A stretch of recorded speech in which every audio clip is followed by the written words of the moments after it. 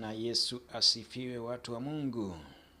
Ndio nataka nikushirikisha kitu kimoja ambacho kinaweza kuwa msaada pale ambapo utanielewa, lakini kama utanielewa basi naweza isikusaidie. Kwa mfano tunaenda na maandiko kwenye kitabu kile cha Kumbukumbu la Torati sura 28 mstari wa kwanza, pale nasema utakapoisikiza sauti ya Bwana Mungu wako na kufanya sawasawa na jinsi anavyokuamuru ama kuagiza kufanya. Kisoma kuanzia mstari wa kwanza mpaka hata wa 10 na kitu huko, utaona jinsi ambavyo Bwana ameahidi baraka nyingi tele kabisa kwa ajili yako kwa kuyashika tu maagizo yake na kusikiza sauti yake. Sasa sauti yake unaisikiza kupitia nani? Kuna watu wengine wanatamani kwamba sijui waambiweje, sijui waone malaika akishuka kutoka mbinguni kwamba ndiye Mungu au Mungu ni nani, wakati wameshaambiwa kwamba Mungu ni roho na amwabudia mpaswa kumwabudu katika roho na kweli, na akamwambia Musa kwamba ukiniona hakika utaishi. Kwa hiyo Mungu hawezi kuonekana kwa sura ya mwanadamu ama kwa sura ya kuonekana kwa macho ya kibinadamu. Ndio maana akajizirisha kwamba yeye ni roho. Kwa hiyo ili umuone ni kupitia watumishi wake ambao amewateua, walimu, wainjilisti, wachungaji, mitume na manabii, zile huduma tano.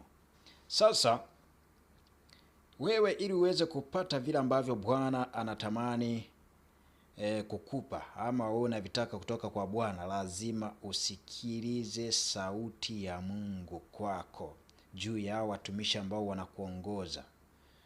Wanapokuwa kwenye Injili wanakuelekeza nini? Wanakuhimiza jambo gani? Wanakusii uache nini? Ndivyo ambavyo utakuja kubarikiwa na utakuja kutatuliwa zile changamoto zingine zote ambazo pengine unaziona ni ngumu kwako, kwa sababu wao wamepewa mamlaka ya kimbingu ya kiungu ndani mwao. Unaambiwa ni wakati wa kulijenga kanisa, tutoe michango. Unajua wao ukichanga wanakula wao nini na familia zao, wananepesha vitambi vyao. Kazi yako ni kulaumu tu. Wanakwambia unajua inabidi tufanye 1 2 3 kwa ajili ya changizo fulani. Unajua michango imekuwa mingi. Sasa fanya hivi, toa fungu la 10 kwa ajili ya Bwana kama agizo lake, ili usikilize sauti ya Mungu ambaye amekuagiza uifanye. Unajua fungu la 10, mbona makanisa mengine hawatoi fungu la 10? Mbona watu wengine hawatoi fungu la 10 wamebarikiwa? Hawatoi fungu la 10 wamebarikiwa, wanabarikiwa na miungu yao walionayo. Hata wao kule wanatoa sadaka na kafara. Kwa hiyo unaona unapaswa uelewe kabisa.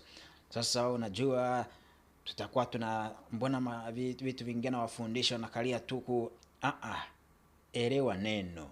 Atakapoisikiliza sauti ya Bwana Mungu wako na kuifanya sawa sawa na jinsi anavyokuagiza na kuamuru, utabarikiwa shambani, utabarikiwa mjini. Kapu lako utapungukiwa, utalia njaa. Wengine watakuwa wanalia njaa, wewe utakuwa unawaza. Wengine watalima shamba moja karibu na wewe, watatoka 0 kwa sababu umebarikiwa, wewe utatoka na vingi. Wengine watalima shamba sehemu na wewe ulipolima, wataambulia 0, wewe utabarikiwa utakapokuwa umejua kabisa kwamba unachokifanya ni kwa ajili ya Bwana. Bwana atalinda shamba lako na atakujaza mavuno ya kutosha, 130, 70 kwa 100. Kile kilichoandikwa kwenye Biblia kiwezi kupingika. Sasa kinakuja kupingika kwa sababu watu wanatumia akili zao wakifikiri kwamba mawazo yale. Unajua wazo lolote ambalo linataka kukufanikisha kufika unakotaka kwenda, lazima liwe na mtu wa kulipiga vita ili akuzugishe kidogo utoke kwenye njia sahihi.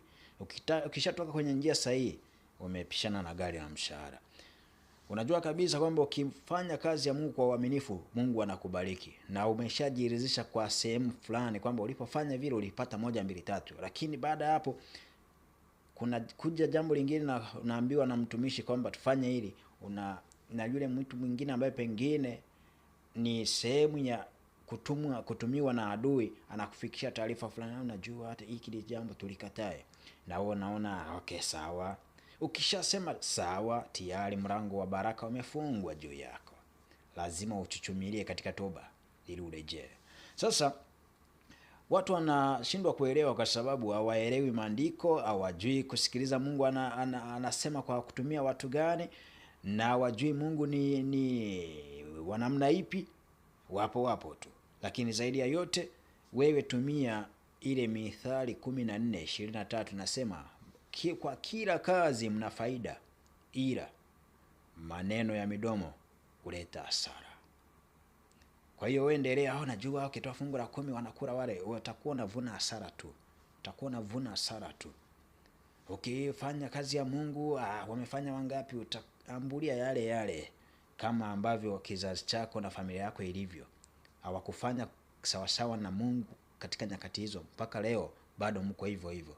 Lakini kama mungejua, angalia mifano midogo tu kwenye familia ambazo ziliwekeza zaidi katika Mungu nyakati hizo, unazionaje? Zinafanana za kwenu? Zinafanana ya kwenu? Sasa kama hazifanani, wewe usijifunze hata kwa kutumia hii mifano inayoonekana. Ngoja tu niachie hapa.